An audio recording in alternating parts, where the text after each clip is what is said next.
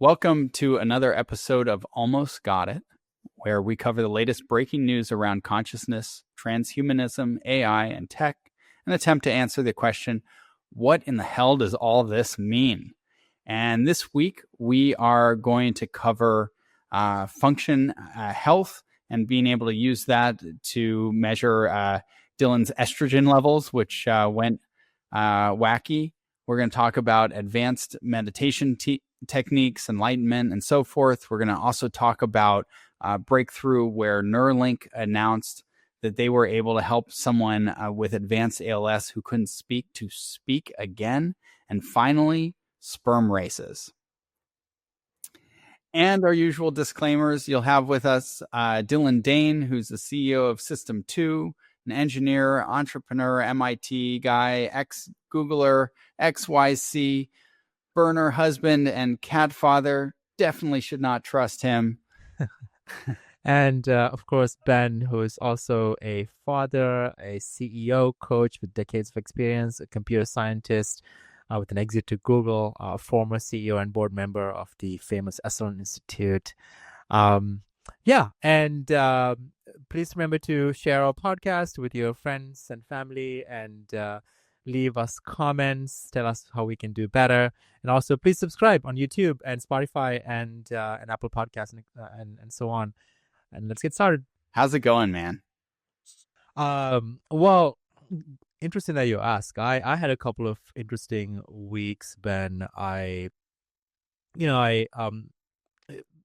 was kind of not feeling great for a few weeks. And even though everything in my life was as good as usual, everything's going great, my relationship's great, work's great, but I was kind of like, it's not feeling quite right, low energy, wasn't sleeping well, and kind of feeling slightly depressed, and anxiety and low self-confidence.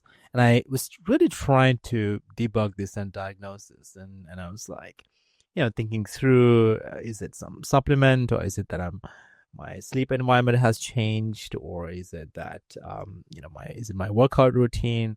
And I was kind of eliminating all these variables and still kind of stuck in trying to figure out what this was.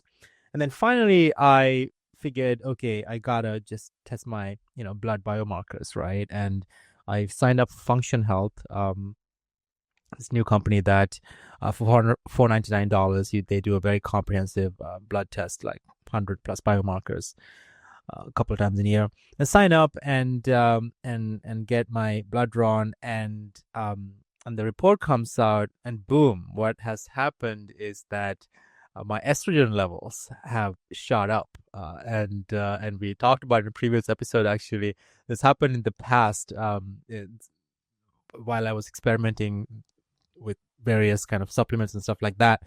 And this also explains the lactation. Yeah. I've been storing milk for the future. Anyway, and the other fun part about this was that I was able to just download the Function Health lab report and upload it to ChatGPT 03, and then I uploaded all of my.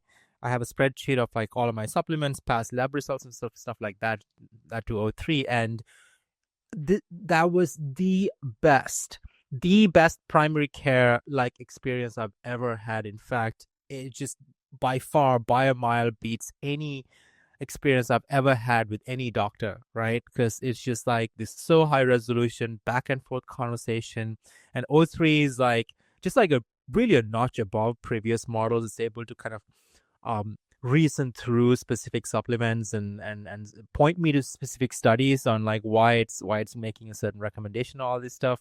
So I had this long conversation actually about my health and the biomarkers. So that in itself was a really beautiful, amazing experience. Well, as we talked about last episode, right, that ChatGPT 03 has roughly 136 IQ. So exactly, genius, near genius level IQ, but then also access to everything on the internet and the ability to do all this sort of deep research. And so you combine those two things together, and I mean, it's it's a magic moment, right? I mean, I that's what have you're to say that the describing. one annoying thing is that for OpenAI or some other product builder out there, just connecting data sources to O3 is still a pain. You have to download specific PDFs or whatever documents, and you have to create a project, and you have to upload it to the project and all that stuff. And so I just wish these things were connected through APIs, and Yeah, so on. which I'm sure it's just like, when digital payment started happening, right? There were no APIs. It was all a pain in the ass, and now Right. you don't even think about it. Right. It's trivial to make payments online. Yeah. But that said, it was this very rich conversation, and we were having this going back and forth, and I was trying to diagnose. Okay, my estrogen has shot up. It was kind of above the range, and I was trying to figure out, okay, why this has happened, right? Because I hadn't changed anything else. I do take testosterone replacement therapy on a very low dose, but I hadn't changed the amount that I inject and stuff. So I was trying to figure this out, and turned out it's likely tied to my body fat increasing. So baseline, my body weight's around 172 pounds, but then it was the holidays, and I was like kind of being not as rigorous with my diet specifically, and so on, and I went up to about 181, which is about 9 pounds, and probably most of it was fat, and and also particularly visceral fat tends to trigger this process called aromatase, which converts testosterone into estrogen. And unfortunately, being South Asian, I have a higher propensity to put on visceral fat. So likely I put on a bunch of visceral fat, somewhere around maybe 5 to 8 pounds, I'd guess, and that is likely causing 10 to 20% of extra or increased aromatase activity in my body, which has shot up the estrogen levels. So yeah. Are you saying that as I put on more body fat, my estrogen levels will go up, and that I'll likely feel more sad and depressed? Well, I mean, this is a known thing. Body fat does increase aromatase and estrogen levels. And so now, the human body is insanely complicated. So it's really hard to kind of tie one thing to the effect. But yes, in general, people with higher body fat have a propensity to have higher estrogen levels, and higher estrogen levels at times correlate with all kinds of mood disorders and bad sleep apnea, and all this stuff. But that's one of those things that correlation doesn't mean causation, because it could be the other way around, right? That like if estrogen goes up and you start feeling bad, that you sort of stop working out and things like that, and then fat levels go up. So it could be operating the other way around. That could be. I do think there's kind of probably enough studies on this stuff, and when estrogen shoots up, it doesn't. Funny enough, you don't start feeling bad right away. It takes some time, like a week or two, for some reason, and so yeah. My best hypothesis, at least in my case, what shot up my estrogen was the body fat increase, and there might be some other small factors as well, but it's probably that. And yeah, so that's what's been going on. Well, this is sort of your core thesis with System 2, though, right? Is that the fitness is one of the things that really changed how you felt about your mood. Absolutely right. So, it's just self-reinforcing, Dylan. We need to see at least 8 abs out of you. This is so important. I typically get my blood tested around every 6 months ish, and now I've decided that at least the hormonal stuff I'm probably going to get it tested monthly, because there's nothing, at least in my case, that regulates how I feel more than my hormone levels, and this is it's so important, and yeah, like even small changes can have a big cascading effect. So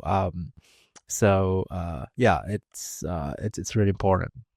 Well, and it goes back to, one of these entrepreneurial phrases that we talk about, which is you can only improve what you measure. Yeah. Right. And so it's interesting to see you're really starting to apply that to your health. And so what are you going to stay with once every 6 months, or are you going to reduce it to quarterly? And No, I think I'm gonna test my hormone levels, specifically testosterone, estrogen levels, every month now. So I just like want to keep it at a perfect level. And the key thing to appreciate also here is that you can have high testosterone levels, and mine is, given that I'm on TRT, it's like medium high. It's not like crazy high. It's just like medium high.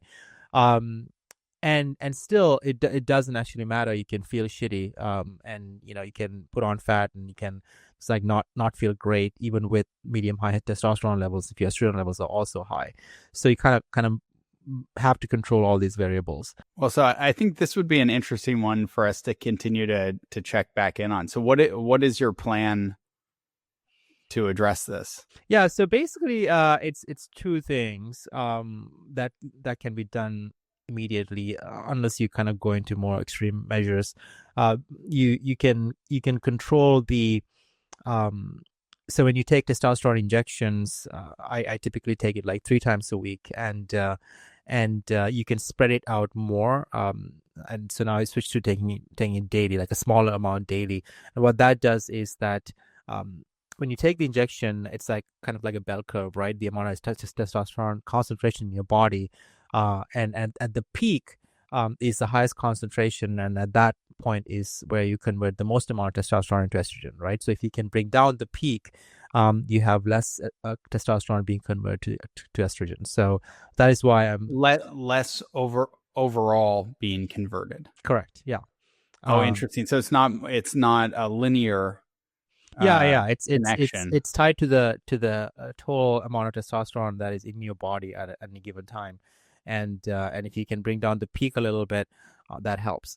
And so so I'm doing that immediately, and just like kind of cutting down on body fat as well. I just like started kind of being more rigorous about my diet and exercise and stuff. And honestly, I already feel a lot better. This is like last week that I kind of figured this out, and yeah. It's interesting because there was a topic that we weren't going to cover today, but I think we should talk about it a little bit, actually, which is that there's this AI tool for medicine, right? That just performed extremely well on the USMLE, right? Yeah, the USMLE. So maybe you want to say a little something about it, because I have a few thoughts based on this. Yeah. So there's a model, a custom model that they built with validated data, and for specifically targeting medicinal use cases. And USMLE is one of the exams that anyone who wants to become a physician in the US has to take, and that this model scored a 95.2 on this exam, the step 3 of USMLE, which I believe is a more advanced step in that testing process. And one of the things that I think is so interesting about this, right, just to jump in, is this isn't an easy exam. Like, this is way beyond taking something like the SATs, right? I was looking up how long it takes to study, and it's something like 30 to 36 months of studying. Yeah, I have multiple deliberately. I have multiple family members who's, obviously, as you know, Ben, when you're a brown kid, you literally have to become a doctor or an engineer, otherwise your parents abandon you. So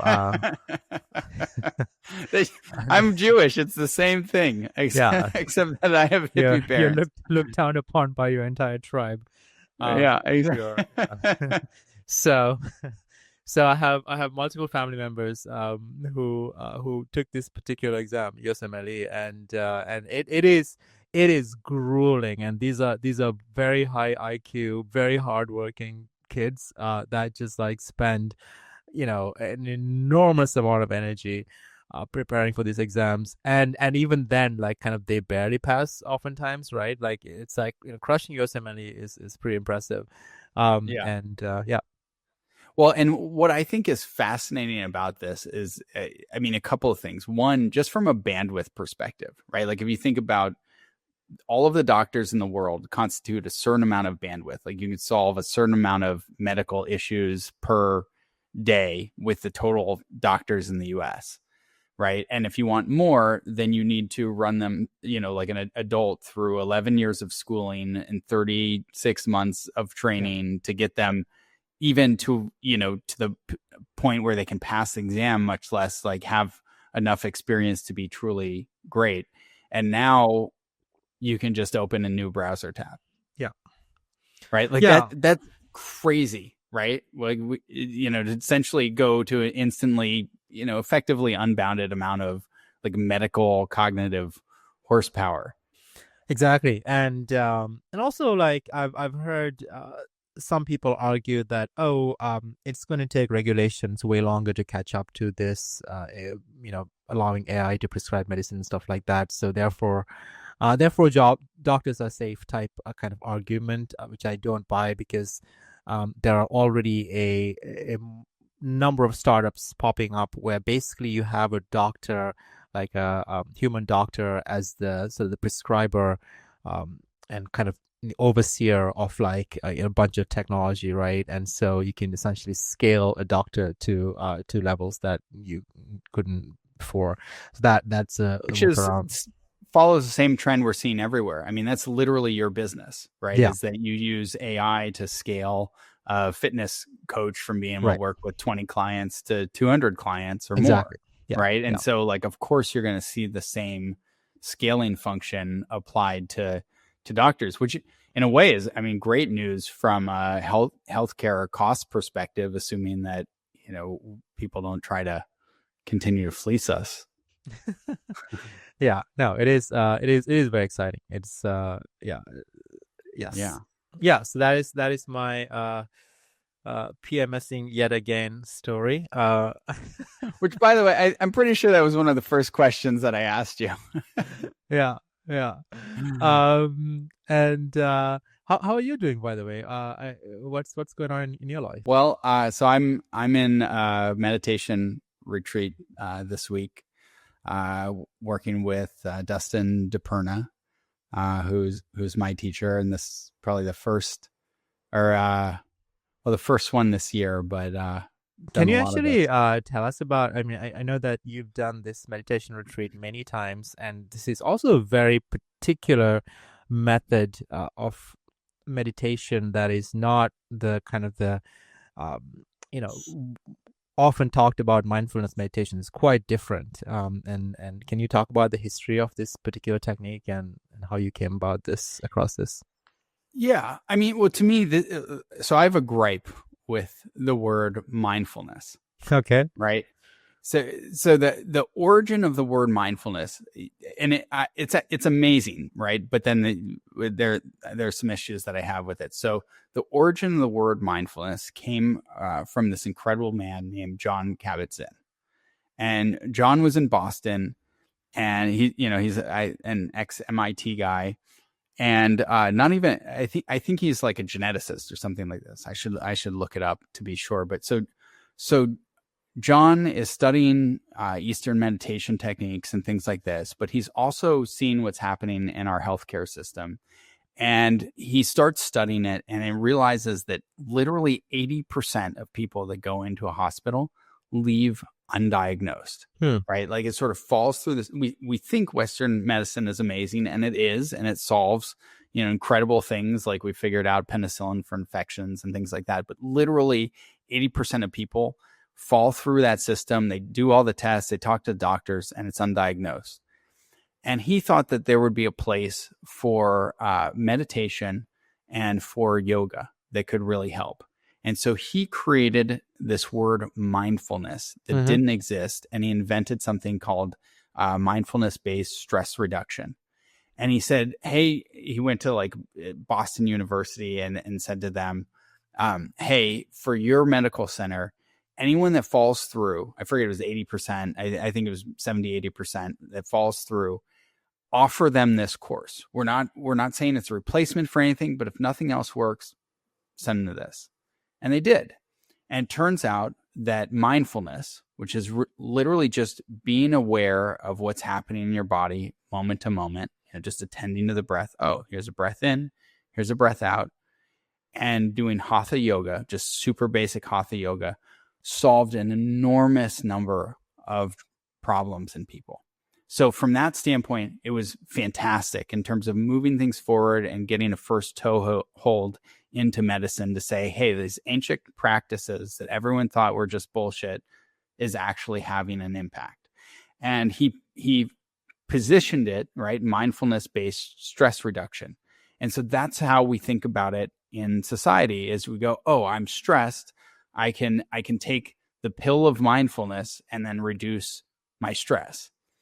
But my gripe is that is a happy side effect to the true purpose of meditation, which is almost not talked about at all. And there, it's like if you had a body and people only ever taught you how to crawl, right? And you're like, oh yeah, the point of the body is to be able to crawl. And you're like, wow, this is great. This sure beats laying on my back all day and looking around and not being able to go anywhere. Wow, I can move.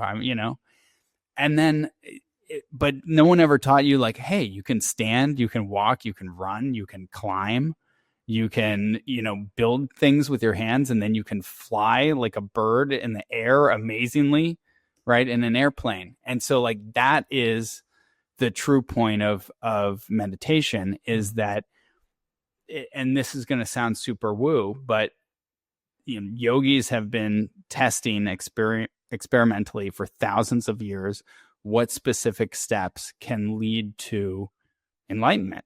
Oh yeah. Right. And in a way, it's actually very scientific, right? They test all this stuff. A ton of it doesn't work. And then the stuff that works, especially even if it's not enlightenment, I think they have been testing what is the most efficient way to get to like certain states of mind that feel like this feeling of oneness and so on, right? Yeah. Right. So let's be precise about what this is. And there's some fun points along the way, right? Like one of the first steps that, and when I work with entrepreneurs, they find this really useful. And this sort of thing that you think you need to be a meditator and sit on a hill for 40 years is to be able to stabilize your focus on anything indefinitely and effortlessly.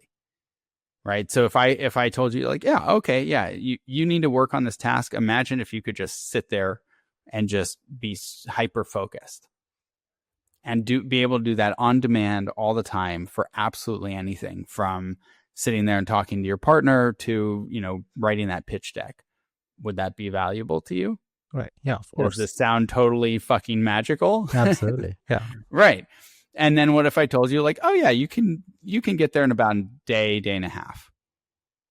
It's like, Ben, what are you talking about?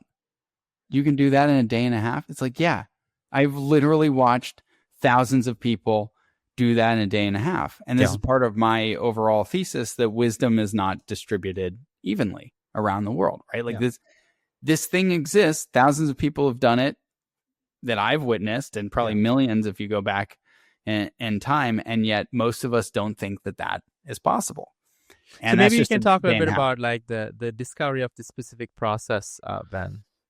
Yeah. Well, so I follow a particular path that was taught to me by Daniel P. Brown, the luminary Harvard professor, and the only Western lineage holder of Tibetan meditation. And he taught a style, and Dustin's sort of continuing in his spirit. And how did Dan Brown kind of figure this out?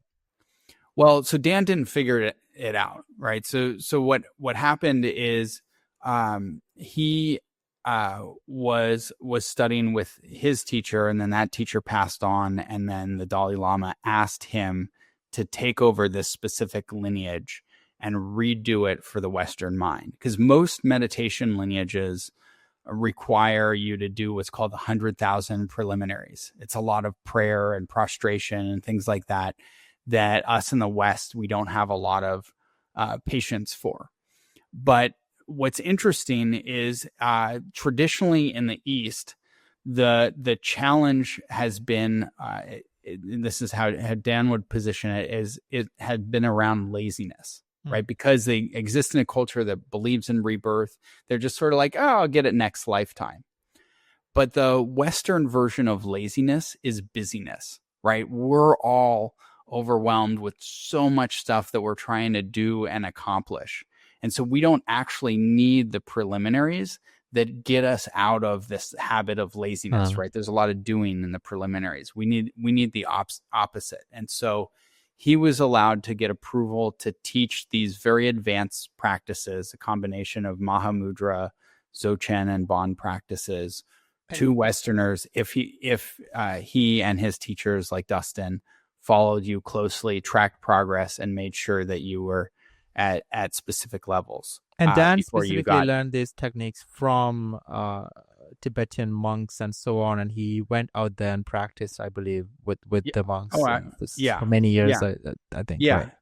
Absolutely. And he was one of the few translators from Tibetan into English. So there's a lot of great works from him. And I think what's helpful is just to break down a few key stages on the path, because like what does enlightenment even mean, right? So enlightenment, it is this non-dual state, right? So your experience of the world. What is non-dual?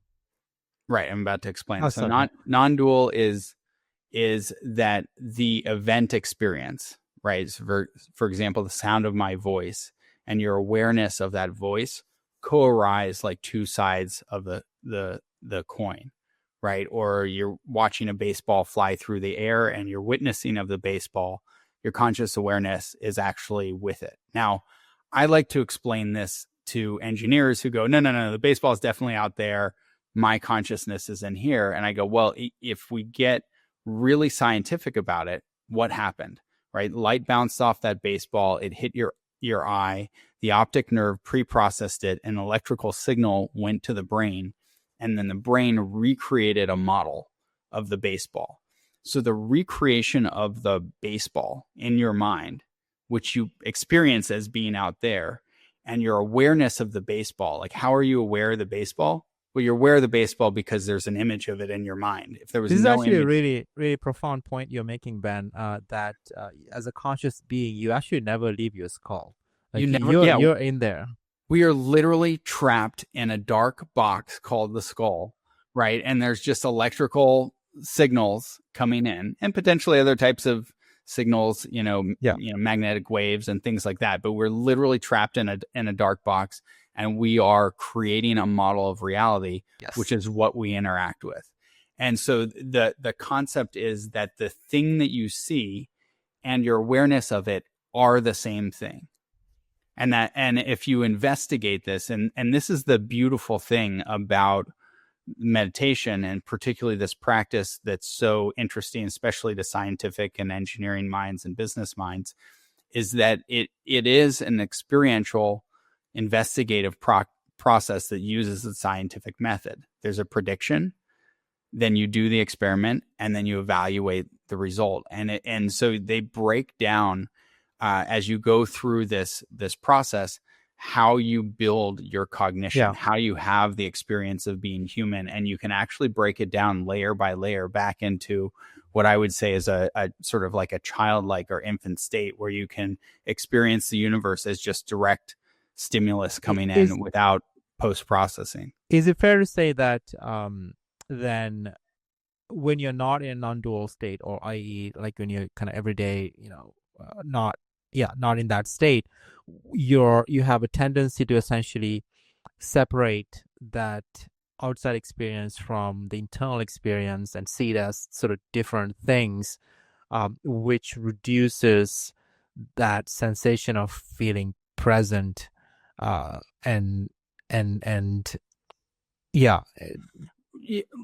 me break that down. So the illusion, right, is that there's a separate self. And as you move down the path, right? So first step, stabilize your concentration, right? I can hold my concentration on anything. And that's the equivalent of you have now learned to walk. Now that you can walk and you can point your concentration wherever you want, now we can go investigate the world around you, right? How does your mind create its experience? And there are three main things that you break down the illusion of. In other words, you understand how your mind is constructing it, right? So the first is what you're talking about. Is the illusion of self, right? Ben Tauber and Dylan Dane feel so real, right? But if you start investigating it, there's only three types of experiences that we can have as humans, right? We can have a sensory experience: sight, sound, taste, touch, smell, right? Proprioception and interoception, where our bodies are, what's happening inside of them, right? Then we can have emotions, right? Happy, sad, angry, upset, depressed. And then we can have thoughts, right? Oh, I'm thinking about Dylan. I'm thinking about what's happening tomorrow. I'm thinking about what happened yesterday, right? I'm thinking a new thought, right? So there's only those three categories of experience that could even arise, right? And those collections of things, in part, create this sense of self, right? There's a pattern of emotions that Ben Tauber has. There's a pattern of thoughts about myself or others or the world. And so if you look at where those arise and pass from, you realize that they're vivid. They feel very real, but they're ephemeral, right? You were having a thought 2 minutes ago, and now you're having a different thought. Where'd the thought come from? Yeah. Where'd it go? Right? And so you break through the illusion, right? Because Ben Tauber is actually always changing. Once you get through that illusion of self, it's not that there's nothing there. There's just nothing to hold on to. So so you see it as it in its true form, right? So that's, you get past self, and then you break down the illusion of space, right? That there's an out there and there's an in here. And so you can actually break that down, and we won't get into detail about that, but you can have an experience of vast, unbounded space. Yeah. While also still being able to operate. Walls are still hard. You still have to open doors and things like that, but you can have the direct experience of that. And then the last one is you break down time, right? The illusion that time is passing. And so you start having the experience of both. There's a self, but it's ephemeral. There's space, like walls and things like that, and physics, but also you can feel past it. And the same with time. And then you get this you start to get this non-dual experience that there's no out there and in here, and that your consciousness co-arises with that experience. Now, if you if you do all of those, that's a natural state. That's what there's a word for that. I see. And as you and if you start to see thought arising as empty the moment it arises, that's the last one. That's what makes the natural state. Right. And there's a liberation there. What you're saying is, as you sort of go beyond seeing yourself, your environment and space and time as things that are sort of like static and rigid, you almost allow yourself to be not attached to anything that is kind of constrained by those parameters, right? And it's like it sounds to me like essentially the Buddha talks about non-attachment a lot, and this is sort of which by the way, I also want to have a bone to pick on that word too. Okay. So we'll get into that. Sure. Yeah. Well, so here's the thing: is the path is liberation from suffering, right? And so once you get to the natural state, thoughts they just start to arise, and then they liberate themselves. So you sort of see them as empty, and then it starts to have, and I like this word from Dan, they don't have grab, right? Like it can trigger a little bit of emotion, but that sort of goes away. And then if you do one more step, which is you get rid of a sense of localization, feeling like you're here, you shift into awakened awareness. And when you're in awakened awareness, you still have thoughts.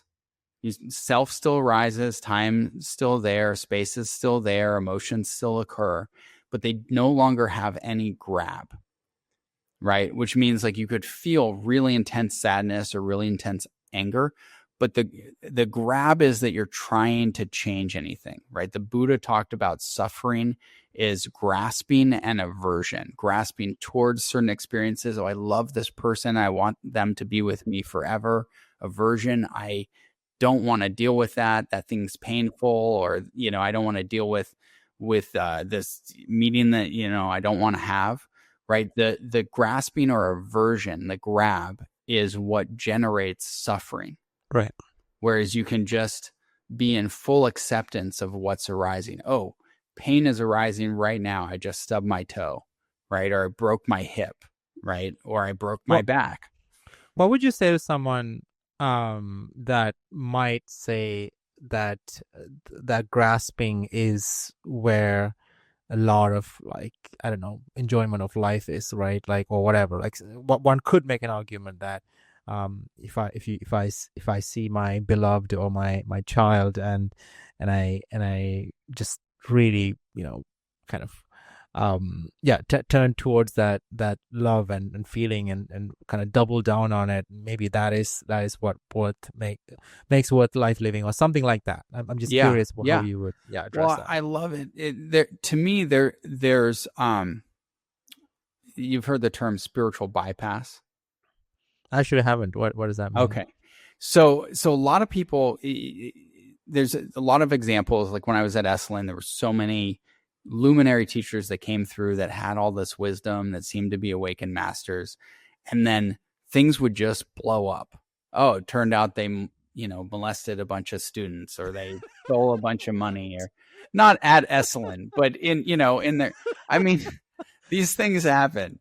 Okay. It didn't happen at Esalen, to be clear, but in their sort of cultish ways. And so I always was frustrated about that. Like, what does that mean? Like, how can they be awakened? And this is the distinction between awakening and enlightenment.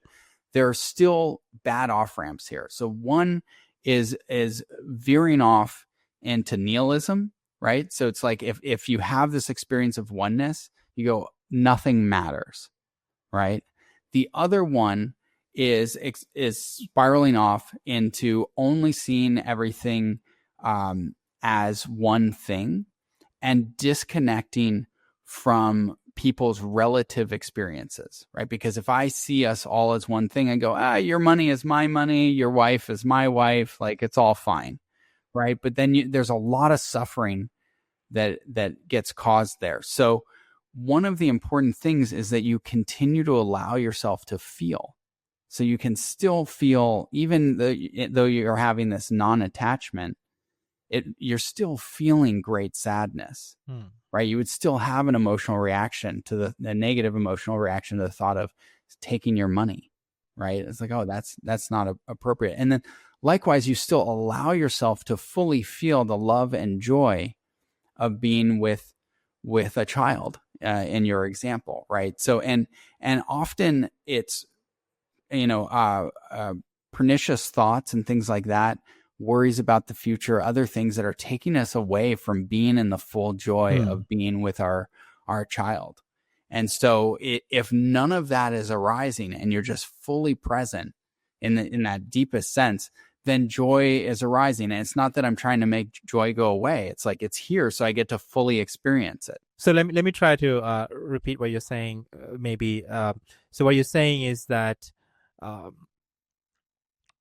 if you're take the example of you're spending time with your child, what you want is to fully experience the joyful feeling that arises in that moment, but not the difference is that you don't attach yourself to those feelings, and oftentimes that type of attachment, really what that does is it takes you away from that present moment and takes you to like these sort of like cascading thought patterns where you might be, then the next moment you might be finding, oh, like I'm worried that what if the child gets sick, or what if he dies tomorrow, what if he or she doesn't grow up the way I want them to, right? And then like you're holding the child, you might be holding the child, and really kind of like, instead of enjoying that moment and that love and that sensation, you're really kind of again trapped in your head, and in a suffering cascade,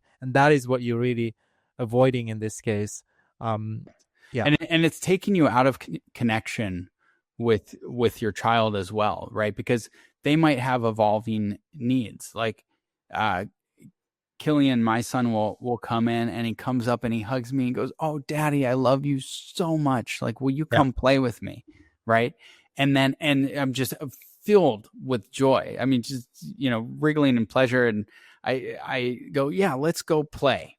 yeah, Right? And so we race cars, or we draw stuff, we build stuff, and it's so joyful. And then at some point, his attention wants to go somewhere else, and he wants to go do something, and maybe he doesn't want to do it with me, right? And if I'm like, no, I want more of this, that grasping and that longing, that creates suffering. And if I were to then start to impose that on him, like how many times have you or I had a partner that wanted things out of us that we didn't want to give, and then there's sort of a resentment. So I could start to generate that in my own son. And when I think about my friends, like how many of my friends are just like, oh, like mom or dad just wants like too much of my time and attention, and I just need space. yeah. Right. Yeah, no, this is really cool. Maybe there's a different way then to explain this, where we talked about earlier how as a conscious being you're really trapped inside your skull. Essentially you're essentially creating a simulation of reality, or what you Yeah. think is reality, based on electrical signals that you get from your senses, right? And this Totally. is what the brain evolved to do. It is fundamentally, the human brain is a simulation machine. It tries to simulate something, sometimes reality, sometimes other things, and then you kind of live within that simulated reality, not real reality, whatever you think that is, right? And so then a really good way to explain what you're saying might be that you want your simulated reality to as closely resemble real reality, as opposed to kind of living in these sort of runaway simulations you could keep creating in your own head, when you grab onto things too much, right? It's like you get grabby, and then you get scared, and then you imagine like your child dying, or getting sick, or getting angry, or getting upset at them, or them disappointing you, and so on and on and on.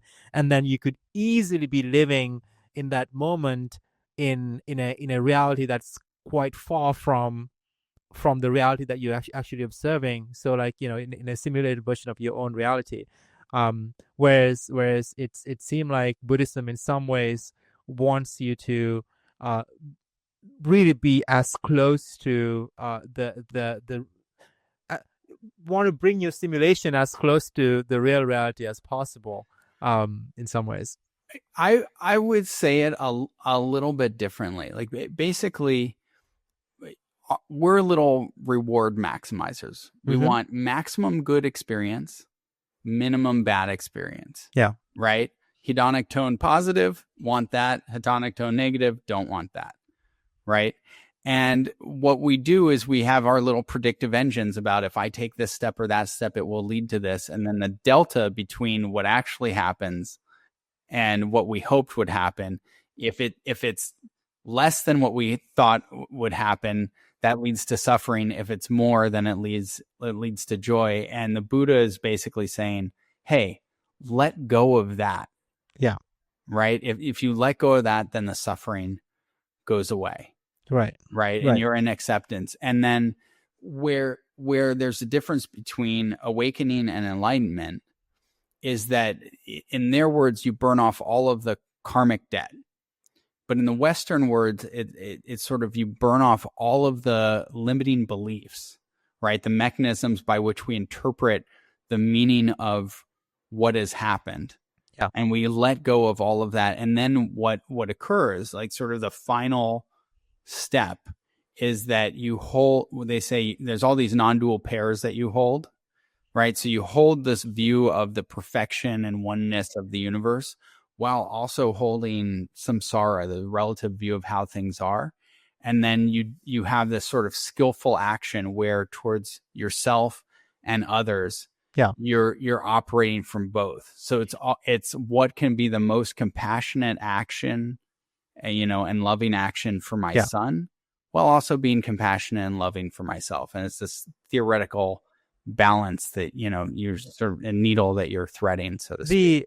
The touch upon the difference between awakening and enlightenment is actually an interesting topic as well, because enlightenment is a much more of a theoretical concept that no one really knows what it is.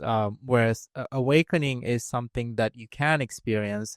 It is in sort of like systems theory terms or neural network terms. You could kind of describe it as like a stable state, like a local maxima that you can get your kind of brain thinking machine to, and you can spend time in that local maxima, and certain sensations arise that this feeling of oneness and so on, right? And then there are multiple states of awakened feeling. There are jhanas that people talk about, and in your practice there are multiple awakened states. Well, jhanas, just to be clear, so like those are often called the absorptions. Jhanas are the absorptions, and so you can generate these super ecstatic states, right, a lot of times. Yeah. And this is one of the interesting things is that when you get into awakening, there tends to be what's called the ornaments of awakening, which are these three categories of special state, right? There's luminosity, so like all the fun colors or sounds sound really good, right? On psychedelics, you get a lot of luminosity, right? There's bliss, great, right? And then there's peace or non-conceptual stillness. So it's those three categories. But what happens is a lot of people think that they confuse that for awakening, and then they seek that, and then now you're back on the hedonic treadmill with grasping for that next bliss state or that next, right? And this is folks that get caught up and interested in novel psychedelic experiences, got themselves back on the treadmill, and they sort of missed it. It's this paradox. I always found it interesting that the Buddha himself, like very clearly rejects these sort of like temporal or like the local maxima type states. And I thought it's kind of a peculiar thing as well for him to have done, because if you're kind of trying to build a cult, like giving people drugs is a really great way to build a cult. So why not get everyone to kind of like buy into the jhana experience, and it's like make that is the ultimate goal, right? And I always thought it was quite peculiar that that he specifically rejects that and talks about something more supposedly profound, what he calls enlightenment, which which we don't know what it is, but sounds very. It's very interesting from both spiritual point of view and really kind of like nature of reality and the universe kind of point of view. See, I don't know that we don't know what it is. I think it's actually a well trodden path. Now, does everyone have the exact same experience? No, I don't think so. And that's part of it. Is one of the things Dan Brown would always talk about is you can't remember your way back to awakening. I mean, I remember one of my first experiences did have a ton of bliss. Right. And we have subjective experiences, yes. It's just that from a like if you look at it from a scientific point of view, just like we need to have a theory on what that is, and then we need to be able to repeat it and so on, right? So that is, I think, what's missing, and it would be amazing if we could have that.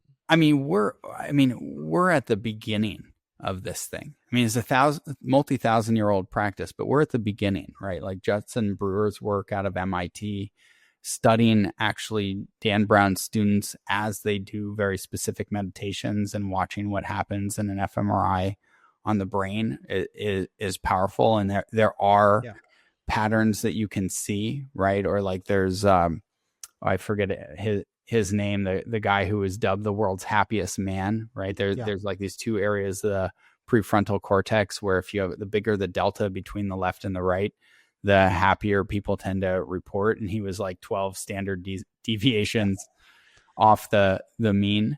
And I also find it interesting. I mean, as in, this whole, a lot of these things in Buddhism are interwoven, and at least in the case of Buddha, he tried to explain a self-consistent theory, including, karma and how these things kind of lead to one another, and then like how you want to end up at this destination called enlightenment. And I'm curious if science disproves this idea of karma completely, and where should that put the Buddha in our minds? Was he like a in that case, was he like a well-intended but slightly misguided sage? But no, of course we don't know, right? Yeah. Well, my own hypothesis is that science is going to end up over time validating most of the specific Buddhist teachings from those masters. That, as I think we're limited by the questions that we ask and the tools that we have to measure, right? I mean, we talked about how Roger Penrose's theory was not disproved, but there's some evidence that it may in fact actually be correct based on IBM's latest quantum computing machine. Right. That the brain has some kind of quantum connection. Yes.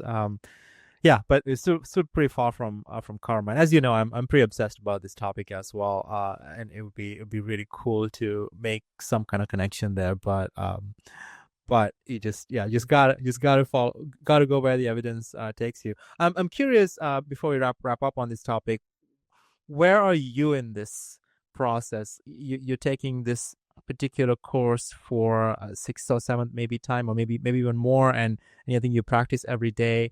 Like where are you in the process, and what do you hope to get from this particular this time when as you're taking this course? A couple of things. I mean, as my friend Russ Hudson used to say, I'm only as present and aware as I am right now. Right. And so I try to come with a lot of humility, right? It's like, okay, yeah, I might have had an experience of awakening 10 seconds ago, but where am I right now? Right. And so the process for me is really about stabilizing these experiences in all states and circumstances. And this is another major misconception with meditation. People sort of, when they think about it as a stress reduction thing, they think about it as like taking your car in for an oil change, you do that, and then you get back to driving. Whereas meditation is really about bringing it into your daily life, right? So can I hold this while I cook dinner? Can I hold this while I talk with you right now? And be in this place of vast awareness? Can I operate with, naturally arising compassion? And so I'm, going through a pretty challenging family situation right now. And so that has a lot of grab for me. Thinking about it, it's like catnip. Like my mind just wants to go there, even though it generates a lot of suffering for me. And it's not that I want to get to a place where I don't think about it. It's getting to a place where there's no grab. That if I do need to think about this challenging family situation, I do it. I do it with intention. I do exactly what I need to do. I feel, my grief, sadness, upset, and then I come back, so that I can be present with my son, that I can enjoy time with my girlfriend, and also just enjoy the bounty in this life without suffering. And so the gift of being able to do this practice right now is that I get to practice at the highest levels, right? This is the most challenging thing that I feel I could be facing, and I get the opportunity to practice with it. And so that's the plan.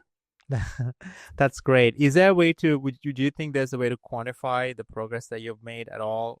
Like in some way, like in the sense that an event like this that's happening in your life would have had, like, I don't know, 9 out of 10 grab on your life before, and then now it's some other number. I'm not sure if it's a meaningful question, but absolutely. And that's the goal, right? Is to be able to hold the view in all states and all experiences, all emotions, all of that. And I think, a few years ago, because an ongoing challenge, this was probably like a 10 out of 10 level grab event. I mean, just Mm-hmm. not able to focus on anything else Yeah. almost. Right. And I would put it at more of like a 4 to a 6 range. So Yeah, you're my doing a podcast today, so yeah, exactly. Yeah. I'm doing a podcast today. I had a shit ton of fun with my son yesterday. Like, right.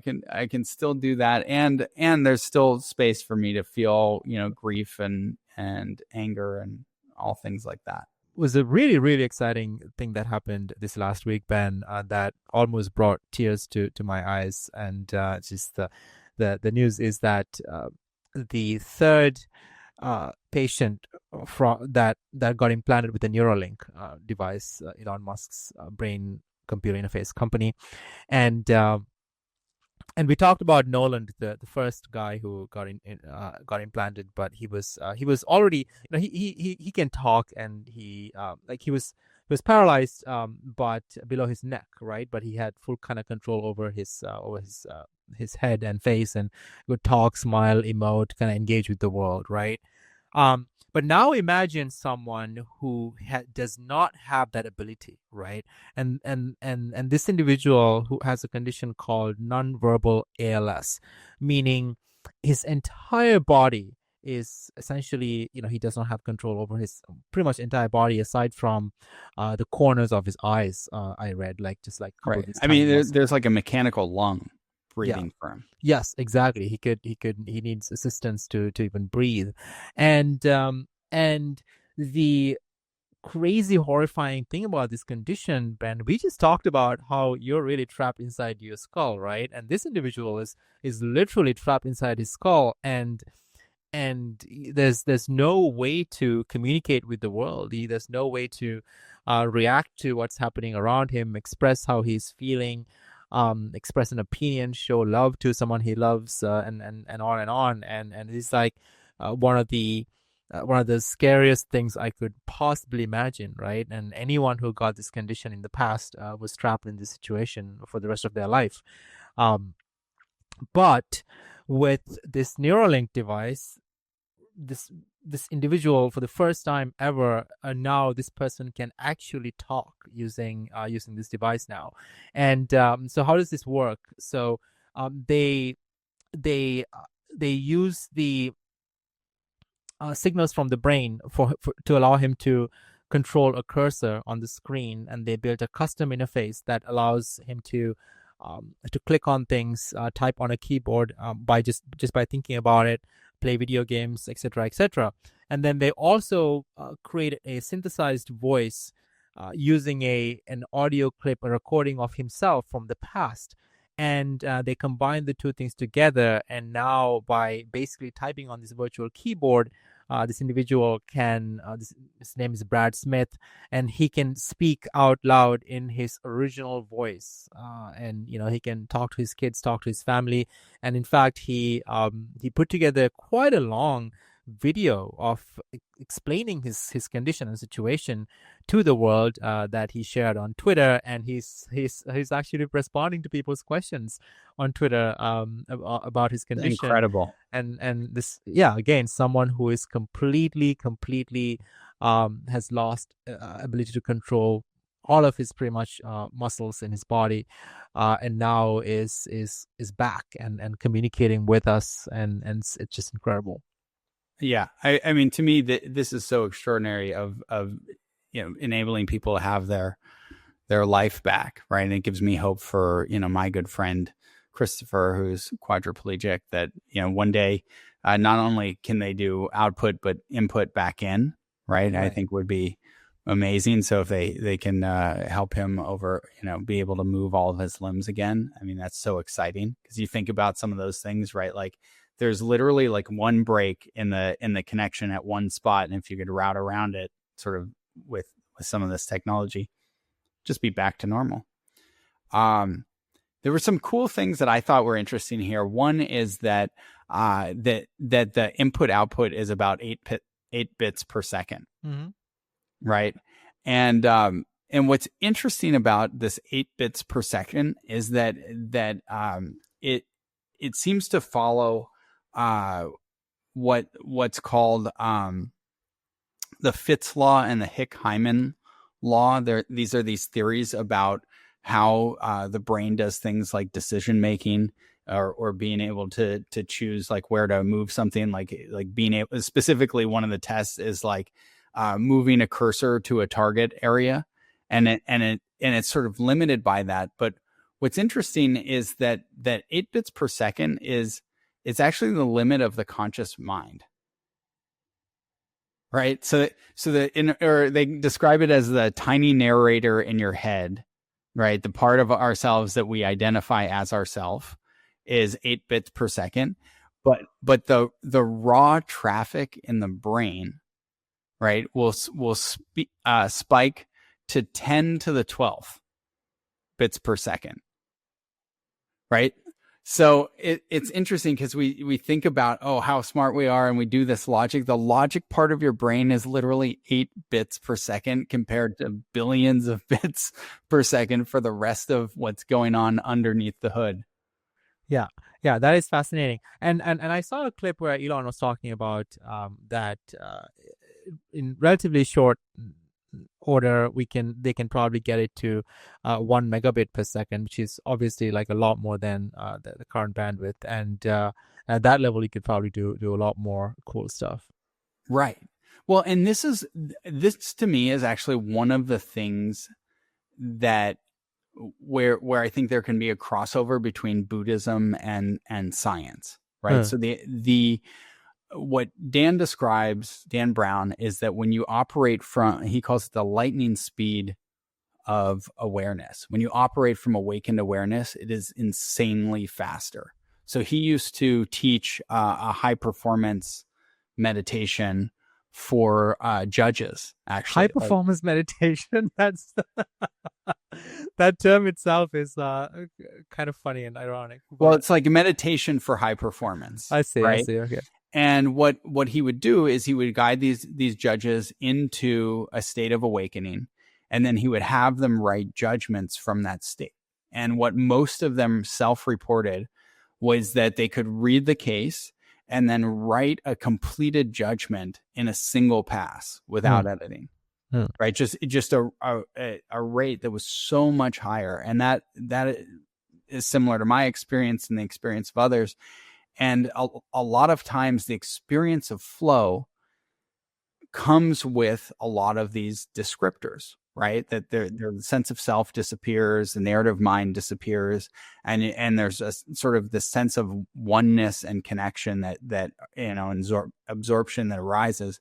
And I'm guessing that we're operating out of a different part of our brain when that happens. Yeah. And so potentially, I'm curious. I mean, maybe this guy needs to shift into awakening in order to use the million bits per second. Well, another interesting thing is, I think, when you're talking about Dan Brown's technique, and one thing I also took one of these the course that you're taking right now a couple of years back, and I tremendously enjoyed it. And what really stood out to me from that course was that typically, like you're saying, meditation takes a long time to arrive at these certain states, and but then these monks and yogis, through experimentation, figured out a very precise language to explain how to kind of, from a teacher to student, communicate to get to certain states more rapidly, and within an evening, or few evenings, a couple of days, you could show or give a student the taste of this awakened state. Now, that doesn't mean that they can spend all their time there and it's like sort of quote unquote stable and they're enlightened or whatever, but you could get a taste by kind of following this path, right? And the language that they used to do this was the most beautiful tool, because they were able to kind of explain these subtle states of mind, and like, okay, are you experiencing this or that, and then like, how do you get to the next stage? And so that itself was quite beautiful. But the thought that I had here was that, okay, maybe there's like a very raw way of getting to enlightenment, which is maybe just like sitting there and spending countless hours focusing on your breath alone. And then there are, then this this sort of Mahamudra Dan Brown technique is almost like a shortcut or a hack to get there faster. And then yeah, I mean, in Zen, you sort of stare at a wall, right? Yeah. Like if you follow Theravadan techniques, which mindfulness derives from, you sit there and watch your breath, and it really is the specificity of the language, right? And that the pointing out way, what they did was pull the best techniques from different practices for different stages of the path.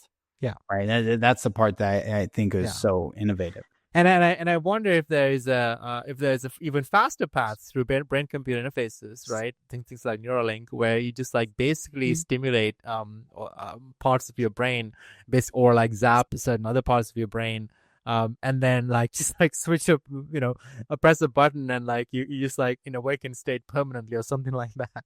Yeah, well, and I mean, so we're gonna get Jay Sanguinetti on here as an interview, right? And so Jay is a professor over at University of Arizona, right? Who studies TFUS, right? Targeted ultrasound, and that's precisely one of the applications that he hopes this will work for, right? Is that there's a certain pattern of firing that is associated with these different meditative states. Right. And so if you can provide some reinforcement training and support the brain to fire that way, and doing targeted ultrasound, you can sort of precision target at different centers of the brain. Like one of the things you can do is like turn down the amygdala, for example, or fire the ACC, which is responsible for the awareness of what you're thinking. Right. And so I think this is absolutely possible. I mean, we know how to, the ability to, and some people get into, awakening or even enlightenment spontaneously, right? These things can spontaneously arise. So if we knew how that happened precisely, we could just do it. And countless, and we know absolutely for certain that there's been countless experiments where you can stimulate an animal or a human using various methods. Ultrasound is one of the newer ones, but then magnetic stimulation and electrical stimulation, and get people in various states, and including some blissful states, and so on. And I also wonder if this sort of like alludes to the kind of final state of civilization, even where once we sort of like solve all material problems and whatnot, maybe it's almost like the Brave New World, Adolf Huxley's book that described a world where people took a drug called soma and in a blissed out state most of the time. And maybe that's what you can do with Neuralink, and that'll be great. I don't think that was a positive book, Dylan. That's not the ideal end state here. And I thought Huxley's dystopia. It sounded pretty much like utopia to me. And this is the problem with science fiction, right? I was actually talking to some friends recently. There are very, very, very, very few, very rare cases where there's been fiction written about the future of the world where they take the optimistic path, right? The path where longevity happens, and then we get rid of material constraints and all these things. The actual trajectory that the world has seen so far, this is almost never described in fiction, and the reason is it's fucking boring, right? Like this is boring. I'm on the edge of my goddamn seat, dude. Yeah, everyone's happy and blissed out and whatnot, and just like there's no drama in there. So how do you make it interesting? So yeah, this is a problem with science fiction. Yeah. To me, that's a really good point, and one of the reasons that I think is emerging for why we have this podcast is to actually try to figure out what is that narrative, right? Because there's so many dystopian narratives of what can happen, but to me, what you're pointing at is the possibility, not that we all just get blissed out, but I believe that what we're here to do, all of us, is to achieve enlightenment in our own ways, and as part of that, then be able to give our gifts humanity, whatever those are to give. Well, even if it's not enlightenment, we're definitely here to kind of enjoy the ride, at least, right? Then otherwise, there's no fucking point. and why are we like why are so many of us not enjoying the ride? That's those are your beliefs, right? Yeah, We yeah, don't know. yeah, That's the mystery, right? So Dylan believes that we're here to enjoy the ride. And you've got that Epicurean perspective, and I don't know, right? There are a lot of people that grow up where their entire life experience, or so much of it, is just suffering. yeah, Right? Starving yeah. children and things like that. And so, like, what is the point? I don't know. Yeah.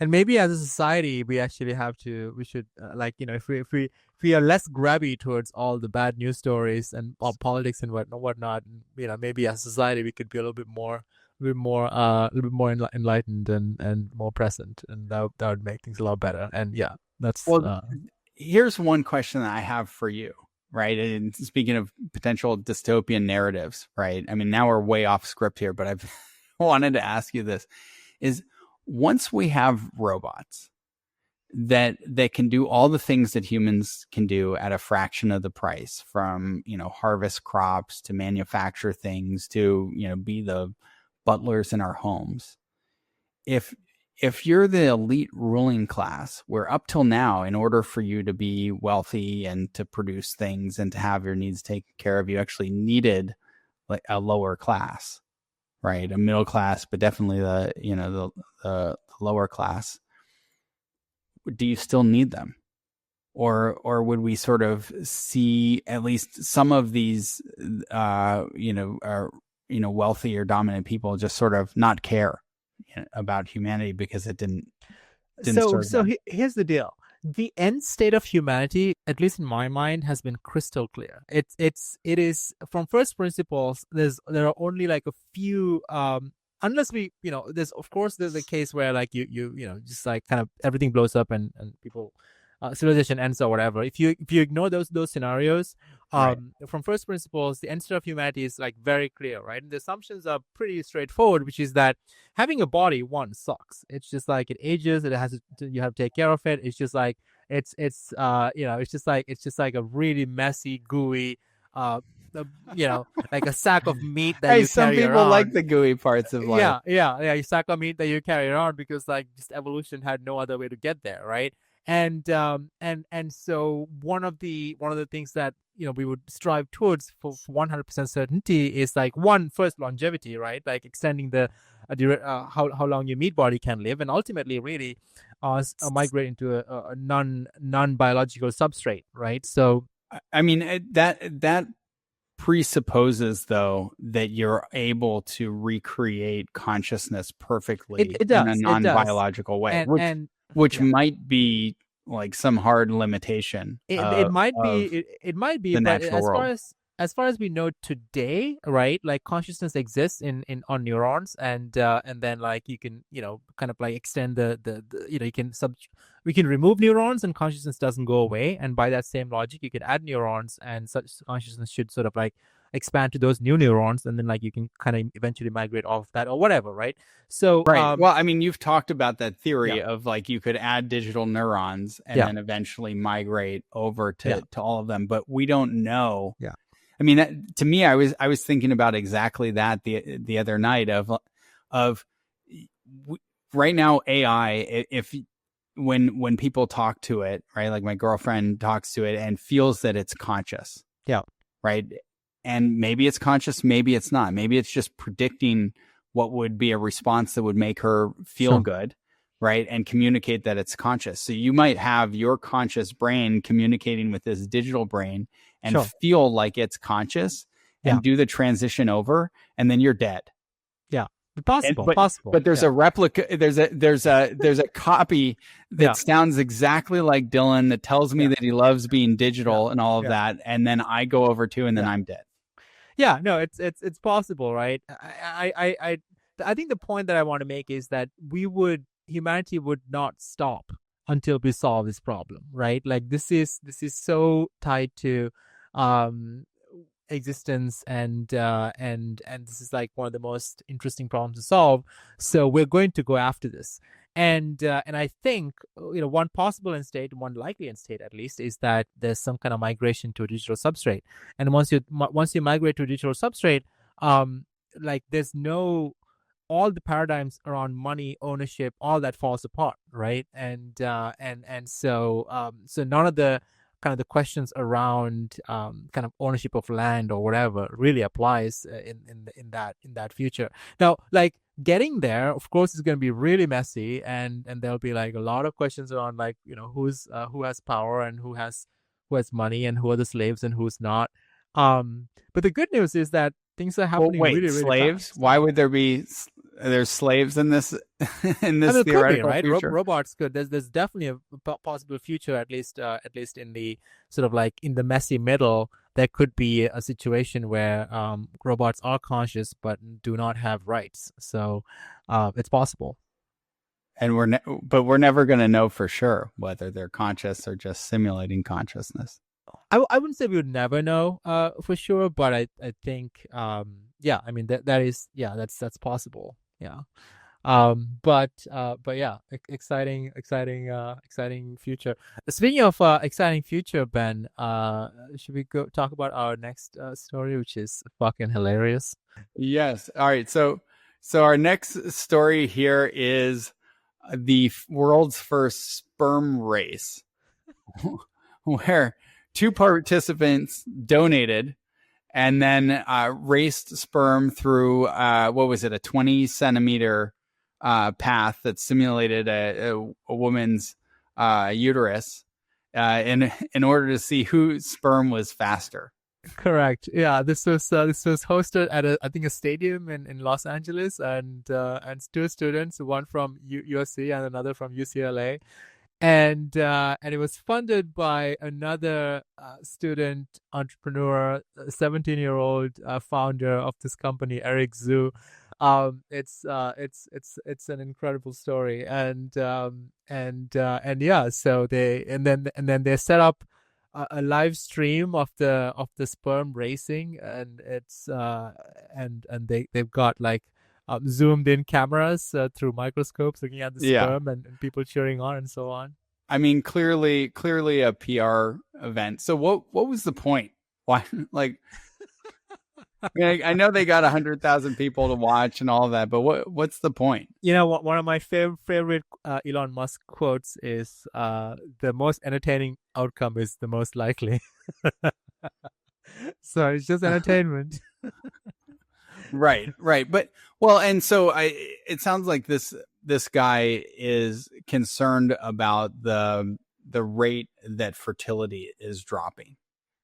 Right. And he pointed to a bunch of factors related to that. And so I love the idea of promoting, greater fertility and things like that. Yeah, I actually think. But what's the business model? Like, they probably made up that reason after. So this is the actual story of what happened. This guy's quite impressive. 17-year-old guy who's already had raised $2.5 million or something like that for a separate company that he's been running, and then he was talking to an investor in New York, and the investor asked him, okay, like, what is the craziest idea that you have that is not your current company? And this guy was like, sperm races. I've always thought that sperm races should happen, and that should be quite entertaining. And then I think the investor got excited, and then they invested like $1 million into this and made this happen. And so that's the real story. And then yeah, probably the whole thing about fertility awareness was a kind of a made up excuse. But I also found that the quote unquote athletes, right? the sperm donors, they spent weeks preparing for the event, and they prepared by taking the right supplements and right diet, exercise, and apparently drinking a lot of pineapple juice that leads to higher quality sperm, and so on. So the first race, and we're already at our first sperm doping scandal. Exactly. Yeah, sperm doping with pineapple juice, or whatever. Yeah. Oh my God. On that note, should we wrap this up? What is Well, our hack of I the yeah. actually have one. I do have one thing to say about this, because I noticed there was a part of me that was sort of like quick to write this off of like, Mm-hmm. oh man, this is just such a bullshit, PR stunt, Yeah. right? And yet, as I'm doing this meditation, like one of the aspects that you have to cultivate, right, is lightheartedness, right? It's actually an essential element, because so many people, they don't make progress because they're taking it too seriously, Yeah. right? And I'm guilty of that, right? Like, we teach what we need to learn. I have this serious side of me, and so I really need that lightheartedness. And so from that perspective, I realized I really like this. Like, I want humanity to tackle issues in a sincere way, right? We want to go after really hard stuff, but it could also be lighthearted. I think a lot of times we end up being very serious about things, right? Like the whole the woke movement, right? Like, there's a very, very important issue that we need to be sincere about, right? But the Jews' perspective, not that all Jews would agree with me, right? And there's a lot of anti-Semitism that's coming up right now.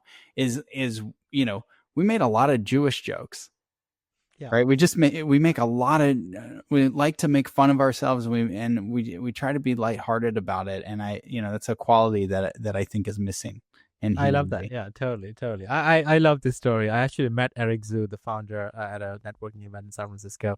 And when he told me about this, I was like, what the fuck? You gotta be kidding. And he was quite serious and very Wait, before or after? Yeah, before, like a month ago.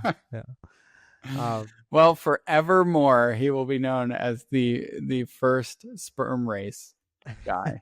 Yeah, so. No, yeah. What's our hack of the week, Ben? Well, I mean, I think the hack of the week is the meditation, right? And did I have a different hack of the week? No, nope. I think that is the hack of the week. And so, following our trend, right? I did my hot tub cold plunge this morning, and what I noticed is just after one evening of meditation, I doubled my cold plunge time. So wow, there you go. Yeah, that's amazing.